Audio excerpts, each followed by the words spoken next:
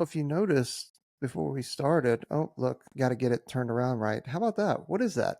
Never gonna slip that by me, baby. That's that hoist. That's that premix. That's that blue raz. It's the best. It's not my favorite premix flavor. The premix flavor for me that has always been the goat was dragon fruit. But when they came out with Blaze Orange and they had that Blaze Orange, the hunter Oh, yeah. packaging, forget it, dude. That thing took over for me. Now, as you know, drinkhoist.com. Use our code one's ready at checkout. It's fantastic. You'll get a sweet deal on the premixes. You can find them essentially everywhere. If you're in the military, they're in shop vets now. I've seen them in HEB. I see them locally everywhere I go. It makes my heart happy because we love Hoist. Hoist is a great team. They've been day ones. I think they were literally the first partner that we had here on the podcast. I think it was like, whatever. So we've known, Allie and the entire crew down there at Hoist. So, shout out to those folks. The premix is great. I'm a powder guy. The fruit punch powder for me is fantastic. I love it. I love that you have the props ready to go. It's so good. I do. It's only one of 3 DoD approved. It's actually DoD approved beverages. It hydrates 10 times better than water. It's IV level hydration. Now, when you say IV level hydration, it actually works better than an IV. So if you're hurting, you need it, for dehydration or for whatever else, go ahead and put it in there. Now, I will say, not everybody out there is as disciplined as you and I, Peaches. They're not stalwarts. They're not oaks that have, Wyatt, unbelievable. I'm an oak. Wyatt, I am an Wyatt, I was mistaken. You're an oak. It's great. There we go. Pickup. Yeah. Listen, man, if you go out, you imbibe a little bit too hard, just take this advice from me, from a guy that knows. If you imbibe too hard the night before and you have an early training session the next day, throw some hoist in before you go. Wake up, throw a little hoist in that bad boy.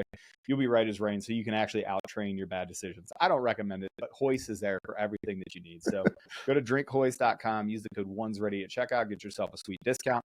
More so, it just lets them know that you heard the podcast and that you love their product and we sent you there. Again, because they're our dudes and dudettes, and we just like to talk crap. Be like, how many orders you get this month in your face? And then, it's great to drink this right before you go into a training session that you happen to pick up from 18alphafitness.com using the promo code, the number 1 ready. Listen, Christmas is coming. Dude, it is September right now, right? Mm-hmm. I know that you're not supposed to say when you're recording, but we're recording this in September. And dude, it's basically, everybody should probably have their Christmas decorations up as it is because the end of the year is here. So if you have a high school senior or somebody who is looking to improve their fitness level before they go be a SEAL, Ranger, Green Beret, Air Force Special Warfare, or they just want to get in better shape, or maybe you're their pops and you just want to get in better shape with them, what a great Christmas present. It's a struggle to find Christmas presents for people, of that age. So get them 18 Alpha Fitness. Coach Edge will tailor make a program for you based off of your current physical, your fitness level, what you need your fitness level to be at, and then how much time do you have. And he will tailor make a program for you to get you where you need to be in time. And dude, you're not just giving somebody a Christmas present and setting them up for success, but you're also changing their physical and fitness life. You really are. So don't scoff at it. Find them. 18alphafitness.com, promo code the number 1 ready, get yourself a discount, and then get ready for the pipeline. And then Ethan Brown, he's a former TacP. He was on the conventional side and the special operations side. He has written 2 books so far. He's got a 3rd one that he's writing right now called Visual Friendly Tally Target. It's all about the JTAC game in Afghanistan, and he goes sequentially throughout the years and he highlights certain stories and certain lessons learned through it. I'm stoked for these books to actually come out. The first one will come out, is no kidding, approved for published, and will come out in December. It's available for pre-order on Amazon. The second one, even though it has a pre-order date for January, it is still hasn't made it through approval at the DoD level, but it should happen here pretty soon. And he's in the middle of writing volume 3. So great conversation with Ethan Brown. We appreciate him coming on, and you will be hearing from him again after all of these books drop. Yeah, thanks for joining us. Ethan crushed it. I hope you guys love this one. It's awesome. Yeah. Hey, everybody. Welcome back to the One's Ready podcast. You're in the team room. Aaron and I are here with Ethan Brown. Ethan, appreciate you joining us. Hey, fellas, I've been listening to the show for a long time. I'm really happy to be here, and thanks so much for having me on. I'm excited to talk about this. Peaches, we found the one. We found the one fan. Thanks, The Ethan. one, We the one. appreciate that. What's up, Is brother? that, do we cut now? Is that it? Yeah, Yeah, that's yeah. it. Yeah, we're like, the mystery That's is the solved. episode. This is the Aaron Love Hate Club. We figured out who the one guy is that's actually following the page, and perfect. Hey, thanks for coming on, Ethan. We really appreciate it, man. Absolutely. Yeah. Well, so you are a prior TacP and now you're an author. So why don't we go back into a little bit, because we don't necessarily need to hit everything like, sequentially TacP now book. So why don't you tell us what brought you into the Air Force, and did you always know about TacP and all that kind of good stuff? Yeah. Well, I got a story that's probably not too dissimilar from a lot of TACPs. I grew up in Western Wyoming, very small town, long history of military service in my family. Both my grandfathers were B-17 guys in World War II. A lot of uncles served in Vietnam. Uh, I tried doing the college thing, it just didn't work out. Ended up getting working for about a year after I graduated high school, but that call to service was always there. My brother had joined the Navy before me, and I went to the recruiter and I said, "Hey, I want the toughest job that the Air Force has." And the recruiter was like, "All right, well, there's this thing called combat controllers. Like, what is that? Oh, you kick in doors and you drop bombs. It's awesome." It's like that's it. And then he's like, "Yeah, you just got to do this PT test." It's like, I'm a young, fit guy. I can run. I can climb mountains. No problems. He's like, "And then you got to do this 25-meter swim." What? And I was like, hey, dog. Yeah. So now listen, now I got a problem because it's like, I got a checking account and I got a savings account, right? And the two accounts, I don't know if I'm going to be able to get the swim done. Right. Yeah. So that didn't work out. The run and the push-ups and everything, I was fine. And, I was kind of bummed out, disappointed, but the CCT who was there helping out the recruiters administer tests for the special warfare candidates, he looks at me and he's like, "Well, just because you've busted the swim isn't that big a deal. Why don't you go be a TACP?" And my recruiter and I looked at this guy at the same time, and we both said simultaneously, "What's TACP?" And the CCT was like, "Well, it's CCT without swimming." I was like, "That's my job right there. I'll do that." Nice. And so that's how I found out about TACP. Got my orders, went through the pipeline, and the rest, as they say, is history. Got nothing but love for all our Red Hat brothers, of course. But I was one of those guys. Personalities just happen to fit where they go, and I think I belonged in that TACP community. And yeah, that's the life. Around what year was that? This would have been 2000. 2009. Okay. Yeah. So at Back that when it was point, fun. yeah. We hadn't started the development program by that time, had we? No, and it was a really weird thing. I think it was a one-off. The guy, the CCT who was helping the recruiter do I guess at that time it was called the PAST test or PAST test, whatever it was.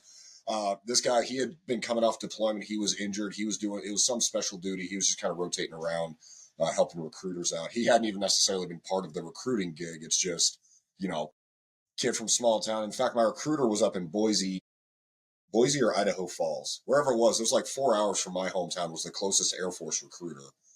So I had to drive all the way up there. So for him to have a kid saying, "I want to go do, PJ, TacP, CCT," it must have been a significant one-off thing for them to have brought a pass test administrator in. But yeah, it was an interesting set of circumstances that led to that. And they only do that if they actually feel pretty confident that you're going to pass it and that kind of stuff. I mean, No, they Yeah. don't.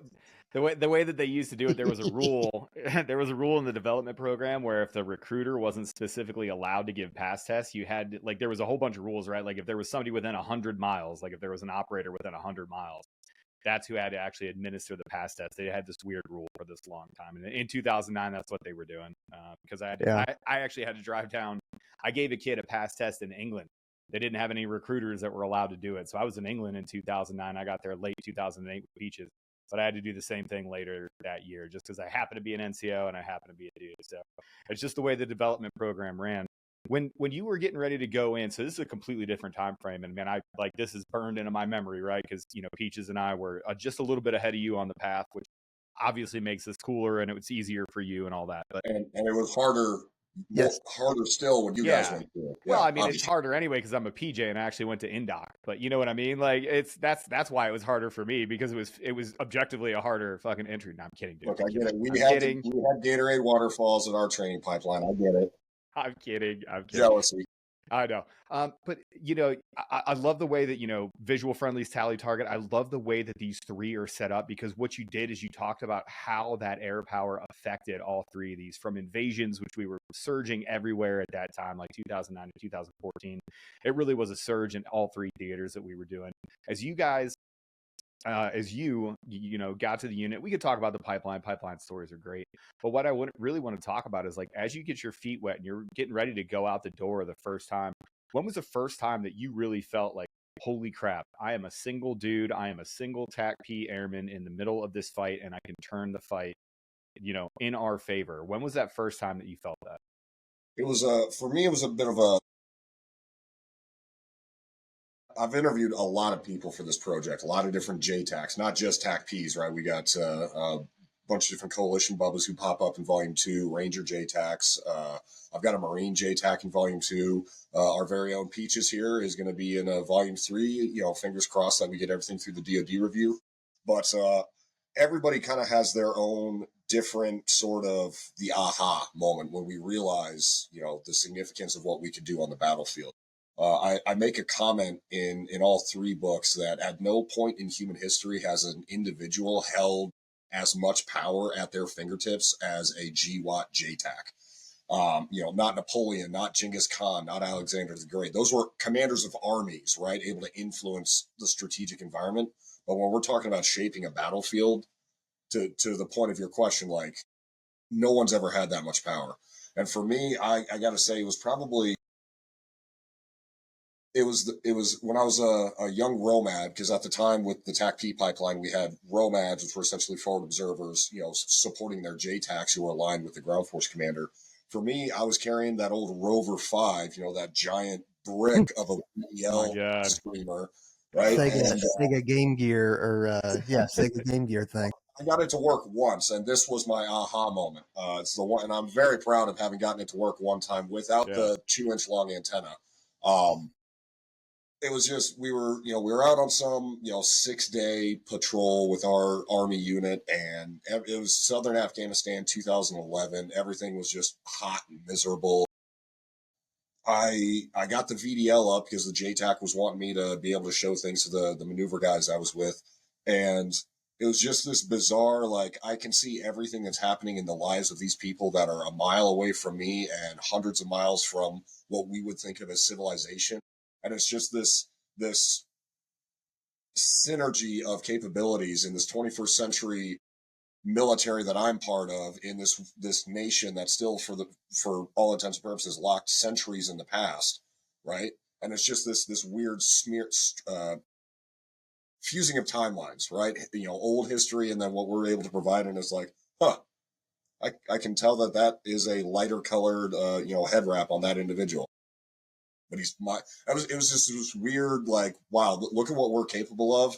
And then, of course, I had some understanding of the destruction available, and then really the responsibility of the job. Because at that point, I'm 19 and I think the gadgets are cool. And it's like, well, I just got to make sure I get the right, grids passed to my JTAC, because he's the one that's got to call in the airstrike. But when I became a JTAC and then deployed for the first time as a JTAC, and I realized, again, no one in the history of warfare has had as much power in their hands as I have right now. And I'm responsible for all that power. And that's a big misconception. And it's one that I try to address in the books, is that there's this misconception by maybe the broader public that those of us who controlled airstrikes, we were just out there razing villages and laying waste, World War II era carpet bombing. But the reality is we went through so many checks and balances and so much vetting and so many screening processes, the tactical risk assessment, the, is this legal? Hey, ground commander, I don't think we should strike this target. I think we need to let it develop. There were so many layers and filters we went through before we ever got to passing a 9 line that I don't think the world fully understands how much restraint we all had in every exhibit of air power. And that's why I'm trying to tell these stories, man, is I'm trying to correct some public narratives that are damning and damaging to the community. You Yeah. have to, because, I mean, look, we've done a terrible job as a communities of messaging, like, because we have, and when we did our interview with when I sat down with you for, volume 4, right? Volume 4, 3, volume 3. You had said, hey, there's a difference between quiet professional and silent professional. Why don't you go into that real quick? Because it was really like, damn, that's a great point. Yeah, it's I'll ask people. So I work for a bipartisan policy think tank in DC as a policy analyst, and it's kind of given me the platform to be able to work on these books, right? So I have the opportunity to talk to quite a few people at that strategic decision making level. And if you ask these folks who have some of this influence, a great deal of global awareness or even military awareness, of course they've heard of Navy SEALs, they've heard of Army Rangers, they've heard of Green Berets, they've probably heard of PJs even. But if you use the term JTAC, even to somebody who might call themselves a casual modern military enthusiast, they're generally not familiar with what the term is or what it means. And I'm not saying anything bad, of course, about our joint force brothers and sisters. I went to the Ranger Regiment. I love Rangers above all others. Green Berets are great. SEALs are great. Our Marine bros are fantastic.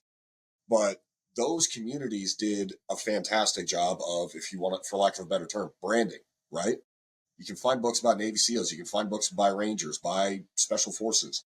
There are really very few books about JTACs. Of course, I have to take this minute and give Dr. Steve Call, author of Danger Close, his due. He wrote the first real book about TacPs, himself being a former ALO. So there is literature out there, but it's very sparse. And unfortunately, it kind of got buried because it came out in 2010 and it did not get the widespread consumption that it deserved. So when I say the term quiet professionals versus silent professionals, I'm not writing these books because I want the world to be like, oh, JTACs are actually the coolest of all the special warfare kind of tribes, right? Like, and nor is anybody that I interviewed, that wasn't their message. What I want to do is make sure that credit is given to these communities who went and did what I argue in the books was carry the war on terror on their back, because that war fundamentally was the caste war. I mean, we look back at Vietnam, that was the first real introduction of helicopters at scale in a major war. So I think of Vietnam as sort of the helicopter war. And we can go to different conflicts and kind of pick out certain things.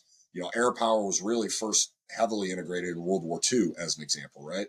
But the war on terror, the post 9/11 wars, I call that the caste war. You can't have close air support if you don't have guys out forward controlling that chaos and integrating that air power into the fight. So we have done ourselves a disservice. Number one, because most of us were too busy deploying all the time because there weren't that many of us. So, we might finish with one unit, the Army or Marine unit that we're embedded with, and then we might get a short notice task and go support another team because they don't have a JTAC, right? We didn't have time to write stories. So we've been silent professionals, and it has resulted in the world and the broader community, the American public, just don't know who we are or what we did. And that's what I'm trying to resolve by telling these stories. So let's take it all. First of all, where were you? Where in Afghanistan in 2011? Spin Boldak, way down south. Yeah. I was your PJ team leader 2011 into 2012. So if you would have called for PJs, I would have been the guy. I was coming out of Bastion Leatherneck. So I was there. This world gets smaller and smaller every time you talk to somebody, right? I know. Yeah, no. So I was the team leader down at Bastion when we shut down. I was actually the guy that made the last radio call for shutting down Bastion in 2012 over that winter. So hi. Anyway, I as soon as you said it was hot, it was saying, I was like, he was in Hellman with me. I know where this is. What's up? So let's bring it all the way back, man, because we have a bunch of people, and you said it, silent professional versus quiet professional, and there's a misconception about what JTAC is. That's the whole point of you writing this book, is to really highlight the good things that you've done. And as a guy that's benefited from JTACs, like on the ground, let me tell you, I tend to agree with you. I would love to be the other, different red colored hat dude sitting here going, well, every war is a PJ war. We're there all the time. But somebody just said I use the nerd voice too much, and I want to tell that person to. I did see that comment. Do me a favor. Comment that said that, inked of the world. Go and eat a whole bag of dicks. But I'm kidding. Let me jump in there very quickly, Aaron. There's a point I'd like to make, and I actually talk about it in the shameless promo here. I got my first 100 copies in the mail. It comes out November 30th, Volume 1. But I make a point in here in the books that You said every war is a PJ war because there's a medical component to everything we do, right? So number one in the war on terror is when we fully implemented and adopted the golden hour principle, right? If we could get a damaged body minus, getting that expectant rating, if we could get a damaged body to a surgical facility within that 60 minutes, the life expectancy skyrockets, right? Mhm. And we applied the use of tourniquets, prior to really the surge era of the war on terror. Tourniquets were thought of as like, well, we might save the life, but he'll lose the limb, right? And now we understand the medical science has evolved, right? Air power was still a fundamental component of that, right? It was the JTAC's responsibility to make sure that guys like you were able to get out there to treat the casualty and make sure we were within that golden hour. So I keep saying it, there's a fundamental point to it. There's a lot of fundamental points to this book. So the reader's going to have to bear with me here, but JTACs touched everything in this war. And as you mentioned, every war has got the medic component too, right?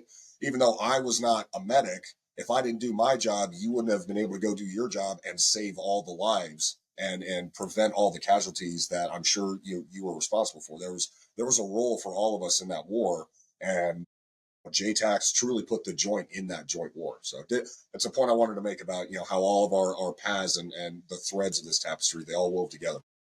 Okay, well, people are going to flame me in the comments unless I say I'm contractually obligated to say that PJs aren't medics. We provide a personnel recovery asset for the entire DoD, and that we're not just medics. And while we do have a medical capability and we did great things for the golden hour in every single conflict since 1947, we do have a specific personnel recovery function. So there, everybody, the community, everybody don't freak out. Jesus Christ, you said PJs were medics. I get it. Instead of medic, we'll just call it medical. How about technical rescue specialist? Yeah. But you guys, PJs were the first to start carrying bags of blood, though. Is that right? Yeah. Well, yeah, and it came after Nate Harding, and it came after 2002 in Roberts Ridge. That came out of Nate Self and whatever. PJ started carrying blood. We were the first people on the battlefield to do it. Anyway, this isn't a PJ podcast, Ethan. So I want to ask. We got plenty of those. I know. Oh God. Yeah, I'm so narcissistic. Every single one. If you let me talk long enough, they're all PJ podcasts. But that's the only thing I do right as a PJ. That's the only thing the community is like, hey, that's actually what Aaron is supposed to do. There is a non-stock talk about himself. Branding, right? Branding. Yeah, exactly. So Ethan, let's bottom line it, right? Because we got a whole bunch of people in the comments and in the DMs, and they're like, oh, I want to be a JTAC. I want to be a JTAC. It sounds like they don't have a really good understanding for what that really is. So bare bones, break it down from soup to nuts.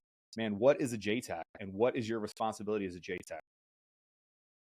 Joint Terminal Attack Controller is responsible for is the conduit of information between the ground and the sky. And the end result of that information being processed by all parties involved results in kinetic effects, changing the outcome of a gunfight.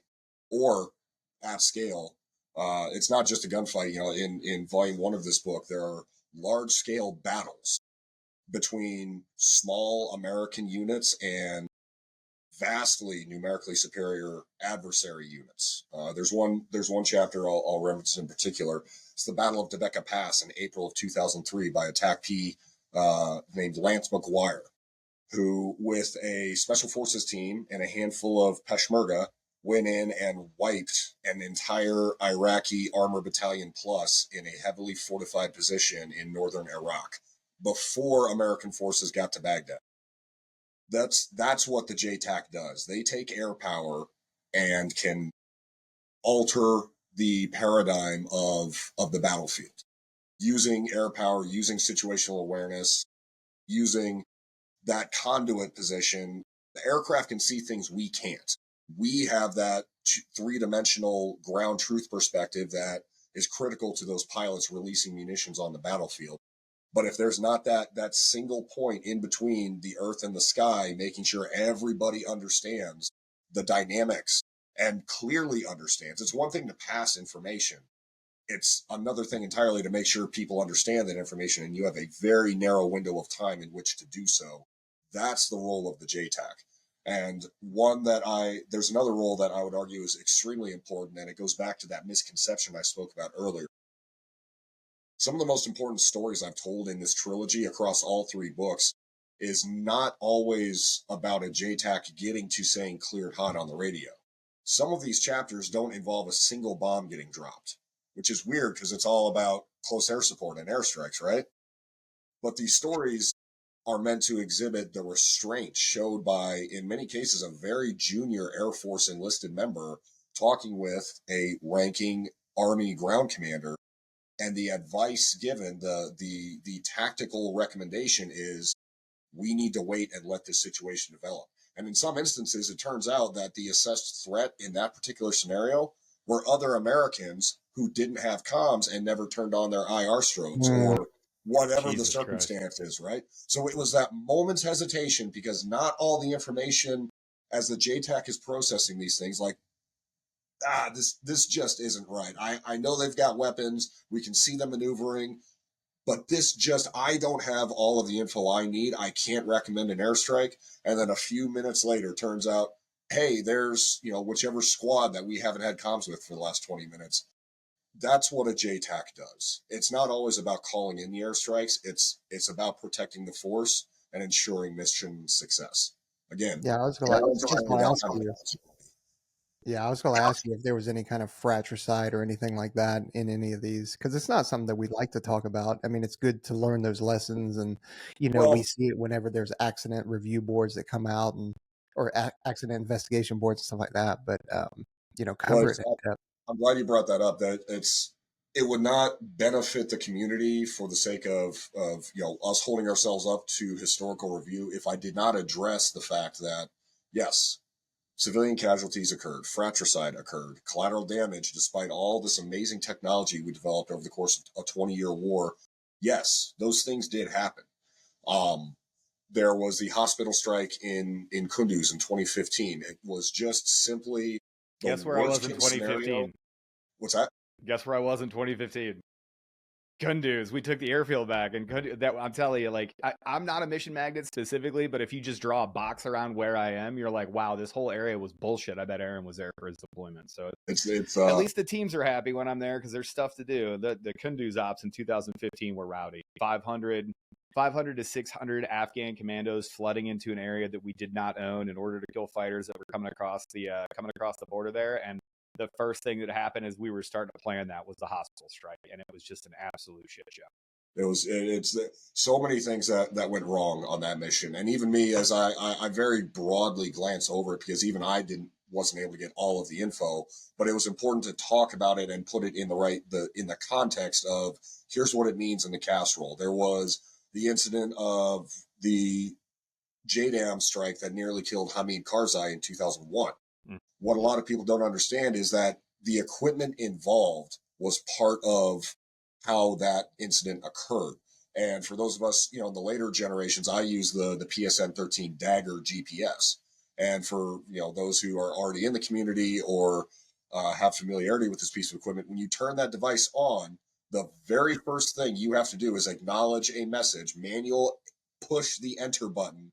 There's a pop-up message that says, warning, grid displayed is your location from not last plotted grid, or I don't remember the exact text of the message. The reason that message exists is because on the PS11 plugger GPS, a JTAC at the time in ETAC was plugging in grids, calling in airstrikes with B-52 as that ODA team escorting Hamid Karzai was getting ready to push south towards Kandahar.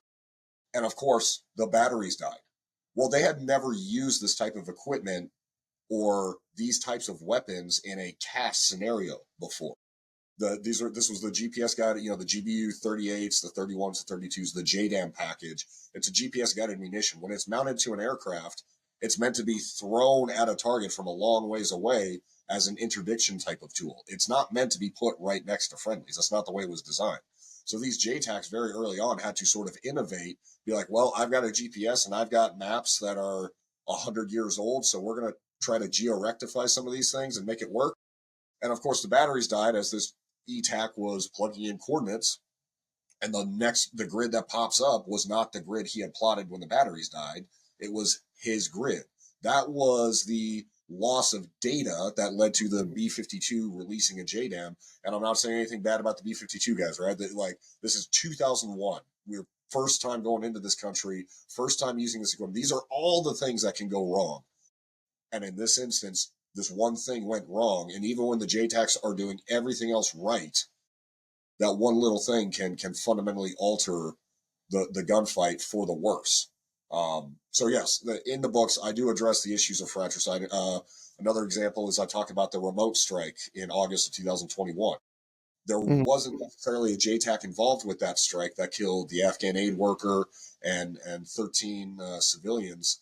Um, but that capability means we can reach out and touch anywhere in the world. But if you don't have that conduit between the ground and the sky, everything can go wrong, and it can often be just that one person that makes the difference between tragedy and victory. Yeah, no, I'm glad that you're covering frat in there. It's not nice to talk about. It's not nice to acknowledge, but the amount that we learn from it, and the TTPs or tactics, techniques, and procedures, plus the equipment that has changed just from '01 to, I mean, the PSN 13 came out only a few years after the PSN, after that incident. And I'm not saying that was the cause of it, but even in '01, dealing with the PSN 11, you're like, dude, really, this is the best we've got. Like, come on, man, it's '01. Well, It's really this bad. Right. this Yeah. will warm your heart, Peaches. The last JTAC story that I tell in volume one of this book is involves Alan Yoshida, who tragically, we lost last year.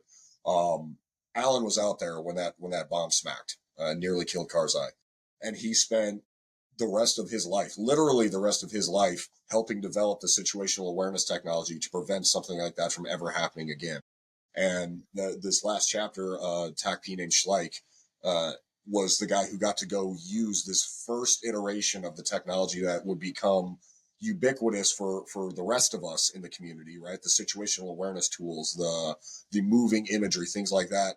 It was thanks to JTACs, guys like Alan Yoshida, who led the team who would develop this type of technology because he was there when that errant strike occurred back in 2001. So again, I'm trying to make this argument that JTACs were everywhere. We were involved in everything, good and bad. And when bad happened, the community rallied to learn from it and prevent it from happening again. So that's kind of as I've said already, one of the fundamental points is that we were there, we recognized our mistakes, and we did everything in our power to prevent them from ever happening again. Yeah. And one of the arguments that we kind of have brought up in the past on this podcast is that pick a career field or a group, we'll just call it aspect war, right? That the I'll say decision making slash responsibility and the weight of a battle relies on a relatively lower ranking person. I mean, I don't know what it was when in '09 when you came in, but I know like I was a senior airman, an E4, going out and doing stuff with an ODA team, the Kiwis, and all this kind of stuff. A senior airman, an E4, they don't do that in ODAs. They don't do that in the SEAL teams. We're the only ones that do that because we're such a young force. Well, and this is the thing that I've made this. I'll be the one that says this before, and I've said it very pointedly before. Nowhere else in the DoD are you going to hand a radio to an E4 and be like, "Hey, man, this hardened battle commander, this infantry, officer that's seen 40 battles, there might be a time today where he gets overcome by events and terrified, and he looks to you for help." There's going to be a time when the music stops and they look at a 23-year-old PJ and they're like, we have a mass casualty, and unless you help us, we're combat ineffective. And that 23-year-old PJ is going to have to stand up.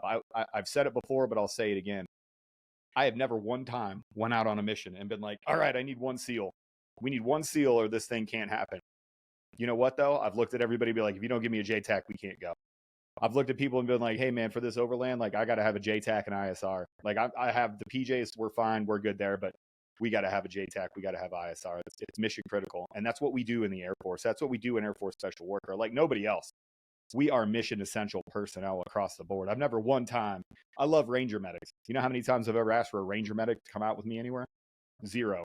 You know how many times that the Ranger Regiment has asked PJs to go out with them? It's not because we're medics. We're not better medics. They're great medics. They're awesome.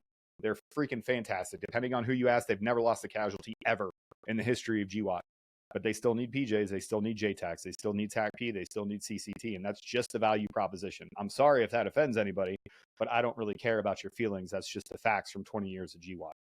No, it's the fundamental truth. Again, yeah, I made the comment earlier about no one's ever held as much power in their fingertips as an Air Force JTAC, or the term JTAC.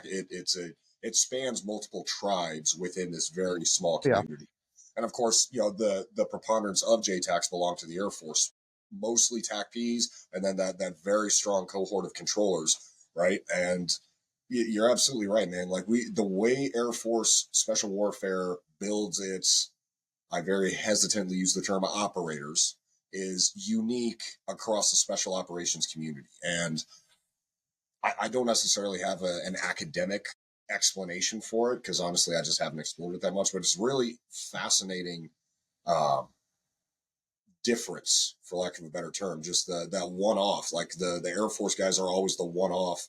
And I know you guys can appreciate this and can speak to it in your own idioms, but, you know, part of the challenge, especially for guys like me, when we were those young senior airmen and we'd show up and meet our platoon sergeants for the first time, every day you have to prove yourself, right? You show up and they generally understand the capabilities that you bring to the team, but you are perpetually assessed as an individual.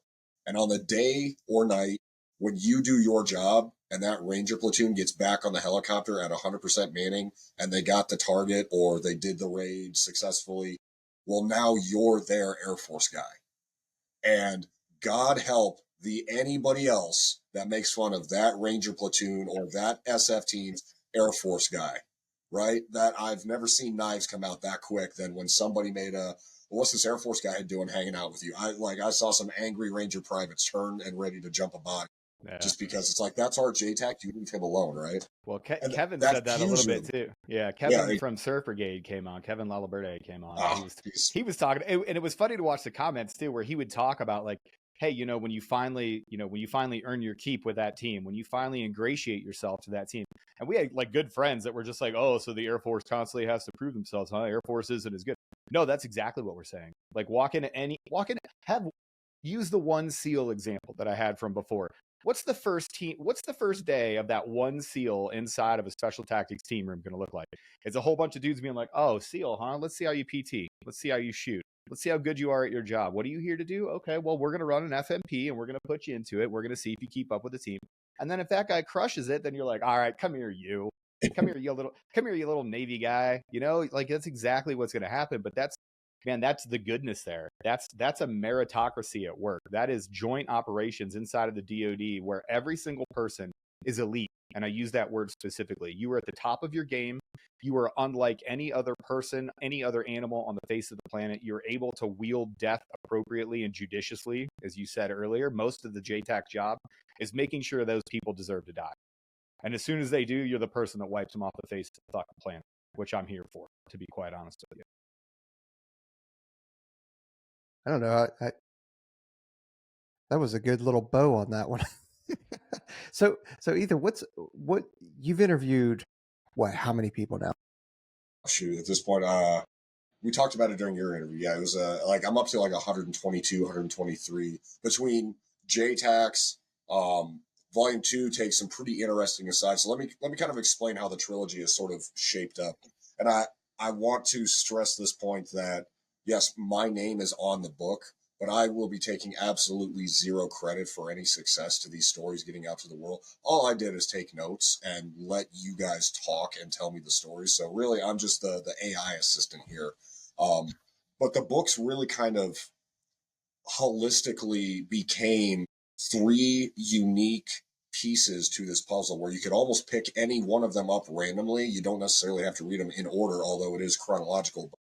With book one, this is my attempt to tell the world exactly what JTAC is and exactly what close air support is and exactly why it matters in the war on terror, America's longest war.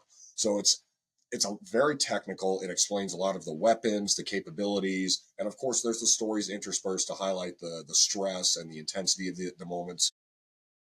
But at the end of that book, I kind of looked back at it and thought to myself, "Damn, these handful of individuals who I interviewed for this book, these guys are like Superman, right? They're these titans of the human race, and they are, right? Don't get me wrong, But then as volume two, I'm interviewing dudes and I'm working through the timeline and I'm getting all these different, again, coalition folks. I've got them interviewed for book two. A bunch of our fellows across the DoD, Ranger, Marine.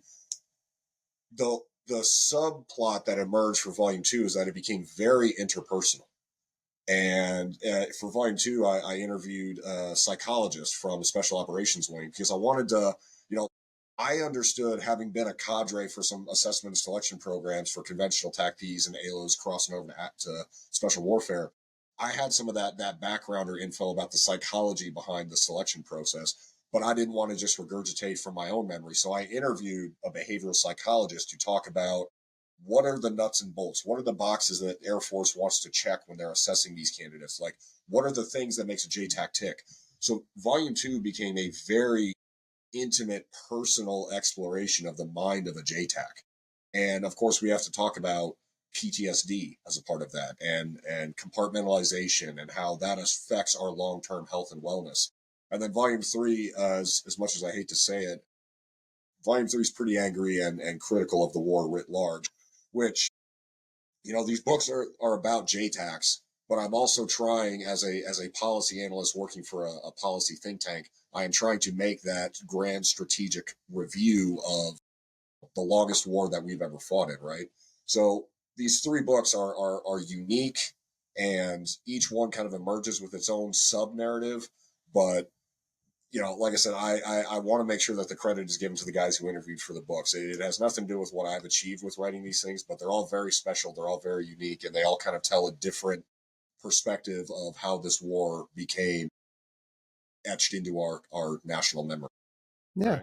Well, out of all those people that you have interviewed and all the writing and the AI note taking that you have done, what do you think, in your opinion, and it can't be mine, and I'm sure it's definitely not my story.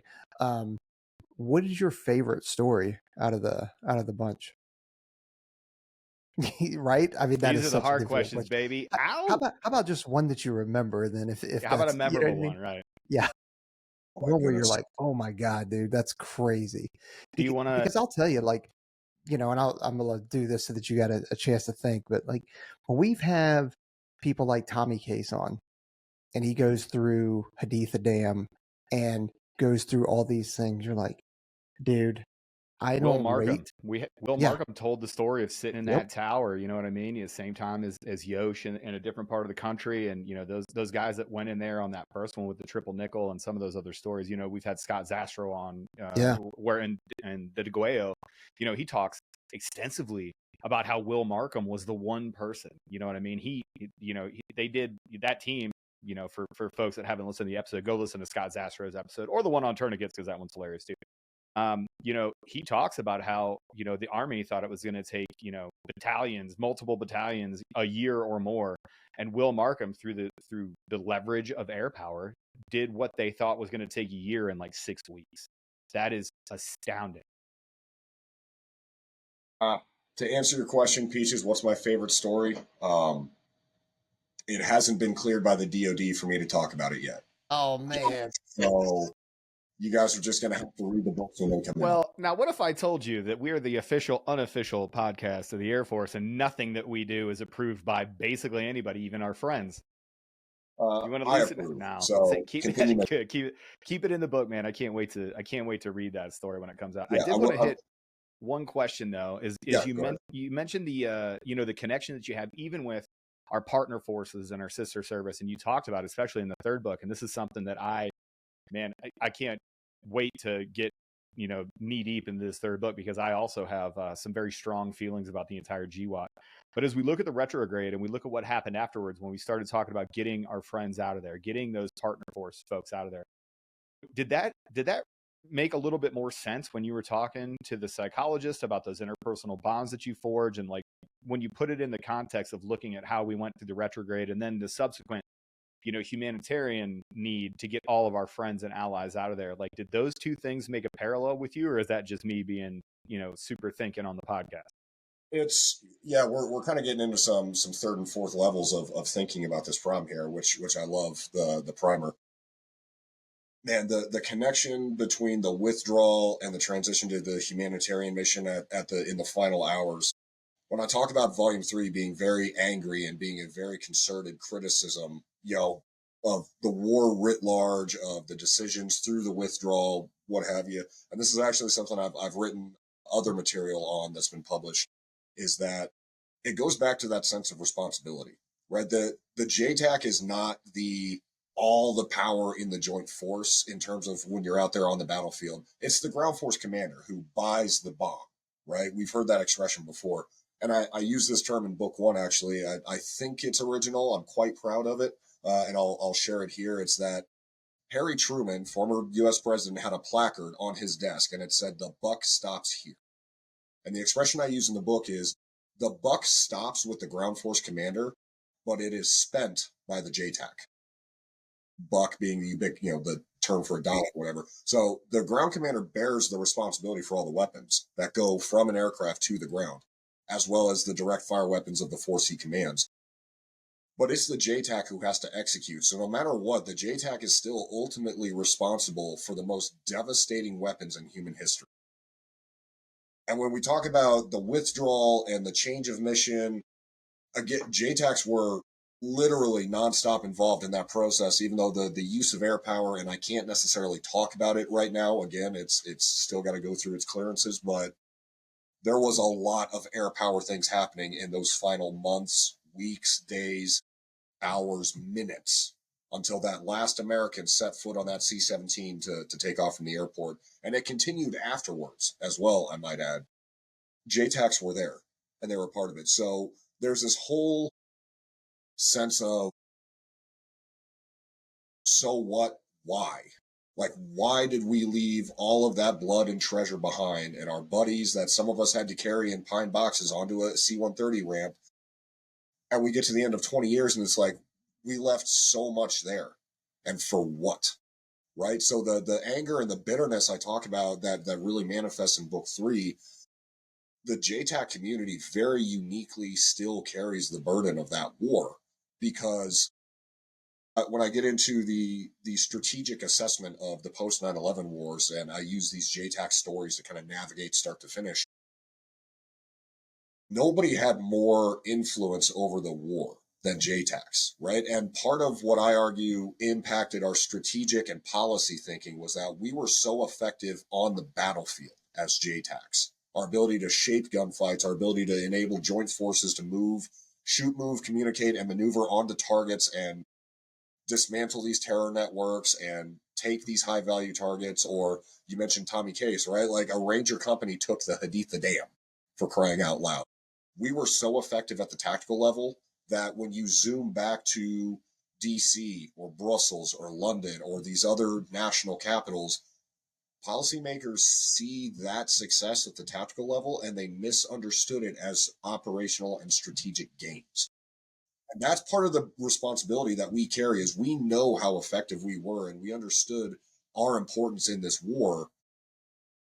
And for what? 20 years later, what did it achieve? Yeah. It's We hard. have the peace of mind knowing we've got our boys back on the birds and got them home in most cases. But then you have to compound, and I talk about PTSD and residual effects of compartmentalization. The ones that bothered me the most to transcribe into the books, and God bless the guys who shared these stories with me, are the guys who had casualties or lost buddies in a gunfight. And for better or for worse, the JTACs always go back and wonder, what did I miss as a JTAC that led to those guys going down? And for the love of God, like, that's an impossible standard against which to hold yourself, right? Like, none of us can control an entire battle. We can't control a gunfight. We can only control our very narrow, and in this case, very influential component of the battle. But even though something that was completely out of the JTAC's control happened, they still felt the responsibility for it. And that's just a microcosm of the war writ large. So I hope that answers your question there. Yeah. Heavy stuff. It was just it's just one of those things. You're right though. We do continue to dwell on it for sure. And I think rightfully so. We're pissed off at the way that things happen. I don't necessarily think that I'll tell you right now, I don't think some of the ideas and the policies that we tried to throughout that 20-year thing, and trying to make them vote and trying to do all this and turn them into a democracy, like everything that we tried to do I think was BS. Like, one, that whole thing did not have to last that long at all. Like, had we done what what we should have done, it shouldn't have lasted that long. But that's something else. The part of it that we did so well as a special operations, that it became the go-to. Like, special operations was essentially misused in Afghanistan and then subsequently in Iraq as well, because of those things you're talking about. A small, talk about Will Markham and the Nickel. Yeah, they did that. Tommy Case and the Rangers, Haditha Dam. Those small groups of people were able to impact the battlefield by such a large margin.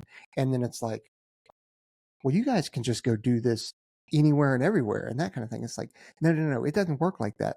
We need the 101st, we need the 82nd, we need all these people to do what they are supposed to do.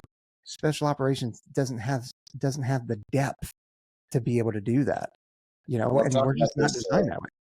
I've talked about this a lot of my policy research. It's all military focused, and I've spent a long time writing about U.S. SOCOM grant strategy. And there's a term, I stole it from a very dear friend of mine, and so credit goes to a fellow named Joshua Huminski. But he used this phrase as we were talking about my research, and I'm put it in my writing. I'm going to use it here.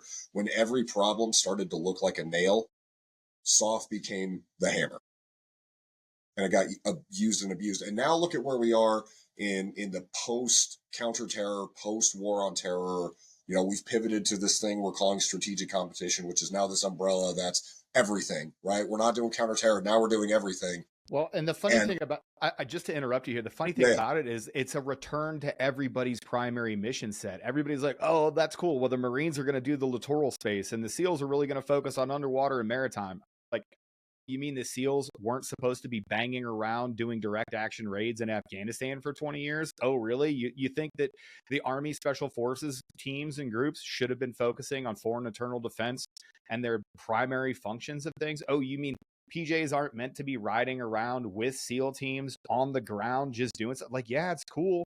And yeah, I had friends that got like silver stars and faces full of shrapnel over it. But the funny thing about this stuff is, like, the move into where we're talking about now, where it's great power competition, we got to do this. It's literally just a return to everything that we did prior. September 10th, 2001. If you look at everybody's playbook back then, you're like, oh, well, this is the playbook. Well, yeah, because historically, that's what SOF is supposed to do. You just misused us for 20 years. And we gentlemen like us, we paid the price over those 20 years for it. Right. And, SOF, part of my research and the analysis I've made is, SOF we spent 20 years being the main show. To summarize, Peaches, what you said a moment ago. Support and now force. The special operations community has to go back to being the enabling factor for the mass maneuver forces, right? And the high value targets, the high payoff targets, right? And I will make the argument that one of the benefits of the war on terror in terms of the joint force community was the rise of the JTACs. So JTACs are going to have an absolutely critical role in the future fight. So as we see these career fields beginning to contract because it's not a low intensity conflict, that's an absolute travesty that we're losing these joint force experts who can fuse across different teams and capabilities. It's not about calling in airstrikes necessarily. It's about command and control. That's the most important thing. Going way back to earlier in this interview, what's the meat and bones of a JTAC? It's the situational awareness. It's the crossing of data streams. That JTACs are going to be absolutely pivotal in that future fight. And I'm worried that as we move forward and realign our task organization, that the DoD is going to lose sight of that because we're no longer in a low intensity conflict. Well, and the Air Force has a problem too, because, I seem to remember from going through multiple levels of PME that we say that airmen are the connective tissue between the air and the ground space. And you need that specific airman's perspective. When you combine that with a JTAC, it's awesome to be a SEAL JTAC or Ranger JTAC. JTACs exist out there. The preponderance of the JTACs exists because unlike anyone else, TacP, combat controllers, other JTAC cats and dogs, they are able to conceptualize the entire battle space, to take multiple things of information, helmet fire from 2 radios, going over 6 channels, and somebody screaming on fires all the time. You're able to make a coherent picture and present that to the ground force commander so that he can make a life or death decision. Nobody else does that. That is what we do. And if we lose that tacit knowledge, guys like you, if you don't write these books, if you decide to be a silent professional and not a quiet professional, if we lose the knowledge from being there, you have one distinct thing that nobody else listening to this podcast, or maybe very few people do, is what blood and carbon smells like in the south of Afghanistan. You got to tell that story to somebody, and you got to tell these other stories so that people have that knowledge. Because if the Air Force forgets that they have a ground maneuver force that can actually present an entire picture to the ground force commander, we are going to lose a combat capability, and it's going to kill people in the future. 100% agree. 100%. There's a component here, and I'll give some insider, some behind the scenes here to you guys. So this will be a One's Ready exclusive. So congrats, boys. But I've had people ask me, is like, well, was it hard to write these books? And I made the allusion earlier. It's like, no, I was the AI note-taking assistant. I kind of just scribbled notes, and the guys, their stories became the books. But part of the challenge here was, as you said, Aaron, there's so much information that the JTAC has to consolidate in their head, and headset, radio screaming in both ears as we're maneuvering through a gunfight or in a truck, in a helicopter, whatever the case may be. JTAC is quite literally its own lexicon, its own language. And, I'm sure a lot of JTACs, controller, TacP, whatever tribe you came from, I'm sure everyone else has struggled with this when they transition out of the military, is that, there's the trope about when you get out of the military, you acronymize everything, right? Everything has an acronym, and civilians don't talk like we do. But the JTAC community takes that to the absolute extreme, in that every conversation, we can use a single brevity term, a single word on the radio, and it conveys an entire conversation's worth of data. That has been so difficult to explain in one paragraph, where my editor, God bless him, he's been fantastic, but he would come back to me and be like, hey man, maybe we don't need 1,000 words to explain this. Can we get it down to like 150? Because for me, and it's, I tend to wax poetic and get, what's the word I've heard before? Loquacious. So that's a fun new word for everybody. I can talk quite a bit about a very simple concept. Extremely verbose, my man. Yes, yeah, tends to get. Eloquent. Yeah, that's classier. You guys sound like old money. Yeah, I'm so concerned about the putting everything in a context so that people can understand this whole story, right? But that communication, command and control. Communication is a component of control in the doctrinal mindset. We were able to convey so much information and process it so quickly. I mean, we were like the F1 drivers of communications, with their rapid reaction times and the ability to assimilate data. And, that was probably the biggest struggle I had writing this book, other than, having to process emotions with everybody I interviewed, because it was an emotional experience asking these guys to relive some of these experiences, of course. But yeah, trying to get people to just understand in 1 or 2 paragraphs just how complicated and challenging this job is. That's probably been the biggest hurdle of writing these books. Yeah. Well, going back to your acronym thing, I mean, that's why during this, sure, we could just sit here and talk in acronyms on this podcast over and over again, and people go look them up. But the problem is that, some of, like, let's just go real simple. Troops in contact, TIC. We say tick. Somebody didn't know how to look that up necessarily. They're going to go TICK, instead of T. Like, and that's is the One's Ready on TikTok now? Is that what they mean? Yeah. You better, right. Hey, you better stop it. There's one line that we've drawn on here, baby, and it's no TikTok. That's it. It's the one thing that we won't do. Will we piss off wing leadership? Yes. Will we talk shit about people that are fat and shouldn't be in their positions? Yes. Will we be on TikTok? We have standards here, man. Crossing lines now. Crossing lines, brother.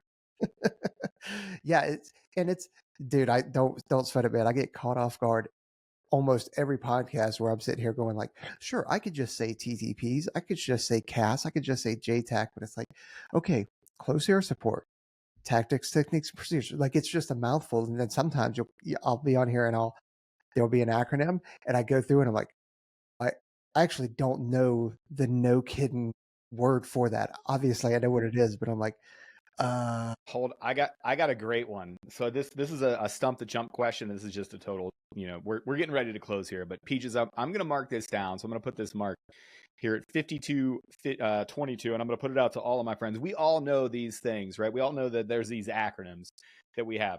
SARNEG, search and rescue, numerical encryption grid, right? Okay, cool. Well, there's one for the ground, and it's ramrod. And it's all in caps, right? We've all used it a million times. It's a way to tell people where you are, right? And I don't think that TTP is freaking protected. So, what does ramrod stand for?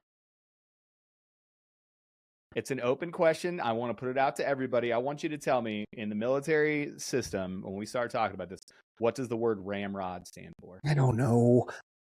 I was in for 22 years, and there's a reason why I'm asking you the stump the chump question now, and it's not because I know what it is. I'm gonna pretend like I know, but I want the chat to get more involved in the social posts, so I won't give the answer away. I know, but listen, guys, you'll figure it out. Like when you get to my level, bro. Look, just read the book. Just read the book. Oh man. Well, dude, let's plug these things one more time. So what I'm tracking is Visual Friendly's Tally Target Volume 1 and Volume 2 are both available for pre-order on Amazon. Volume 1 is expected to be delivered on 2 December, and Volume 2 is expected to be delivered on 15 January. Is that all checked? Well, everything with Volume 1 checks. We have cleared all the hurdles. It's being printed again. Shameless plug. I'm holding physical copies in my hand, and yes, it'll be physically out on shelves come December. Volume 2 is currently getting the OPSEC review by the DoD. One very important thing that I had to make sure in this process was that I did everything, quote, the right way. And that means having the DoD vet everything I write. Because if I went out there and I told these stories and something slipped through, some sensitive piece of information that, I've been very rigorous with the interviews and everybody I've talked to, we understood our disclosures and whatnot. But if I compromise this whole project because I wrote about something I wasn't supposed to, it would undermine everything we're trying to achieve with telling this history, right? So Volume 1 took about 9 months to get through the DoD review process. Volume 2 has been at the review post for about 7 months, and I will get it when I get it. The folks at the review office have been fantastic. If they ever listen to this podcast, I want to make sure that they're given the credit that they're due. We probably subconsciously would put a stigma on that office of, oh, I want to write about something and they're going to tell me no, no, no. Well, the honest to God truth is their job is to make sure that we don't get in trouble for creating the content that we share with the world, right? So the review office has been awesome, but it takes time because it's not just their cohort. They have to farm it out to different agencies, different commands. So I don't know when Volume 2 is going to come out. It does say, I think, January on the Amazon listing, but that's not a hard time. And Volume 3, working like hell to get it finished with the first draft before end of year. And then that'll go up for the OPSEC review, and that will take as long as it takes. The longest book I'm aware of, it's a fantastic book called By All Means Available by Mike Vickers. Former SF guy, big in the policy community, was on one of the administrations. His book, I believe, took 2.5 years to get through the OPSEC review. He had a lot more stuff in there, a lot more variety of things than what I've covered. But if your listeners, definitely check out By All Means Available. It's a fantastic book, but hopefully none of my remaining books take that long. But it is flexible in terms of Volume 2 and 3, but they are coming. Jeez, dude, that's unreal. Well, Ethan Brown, former TacP, author, Visual Friendlies, Tally Target Volume 1, 2, and 3. Thanks for joining us. We appreciate you. You guys can find it out on Amazon. Is there any other place that they can find it? It's listed on Barnes & Noble. My publisher is Casemate Publishers. They've got it listed on their website as well for the same price. Shipping will be same for everybody. But yeah, Amazon, Barnes and Noble. I think it's on Thrift Books as well. Fingers crossed, we'll be seeing it at those Hudson Books stores in airports here in a few months. Heck yeah, let's go. I will again share a bit unique to the Once Ready podcast here. I fully intend on, if I'm out in public and I go into a bookstore and I see my book in there, I have 100% every intention of taking that book off the shelf, signing it, I was just about and to ask putting you. a random message on there for whoever buys it, thanking them for my book, and I'm going to slide it right back on the shelf. I don't. Hopefully, I don't get in any legal trouble with that, but it's going to be a out of body experience seeing my book at a bookstore. But Dude, I'm stoked for you, man. Congratulations on it. This is a big deal to write a book, and you've done 3 of them. So there you go. Everybody out there, don't forget to like, subscribe, hit that review, or hit that notification bell. Leave us a review. Go to whensready.com, get yourself a piece of merch, and we appreciate you joining us. Later, everybody. Like.